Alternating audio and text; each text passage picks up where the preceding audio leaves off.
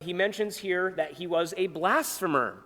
A blasphemer. And this is a startling admission from Paul, because Paul was an Orthodox Jew who would never use God's name in vain. In fact, they would never use God's name at all.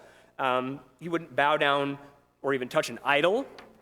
And so it's surprising that he calls himself a blasphemer.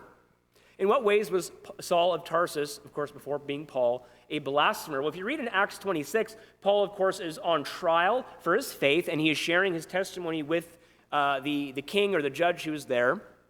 And this is what he says about his testimony in verse 9. Indeed, I myself thought I must do many things contrary to the name of Jesus of Nazareth. And so here's the question. Whose name was Saul blaspheming? The name of Jesus. Why is that blasphemy? Well, because Jesus is God himself. And so without even knowing it, by speaking evil of Jesus, Paul was actually committing blasphemy against the very God he claimed to serve. What's worse, and you can read this in 26 verse 11, which we'll read in a minute, what's worse is that something that Saul or Paul would do is he would try to force Christians to blaspheme the name of Jesus.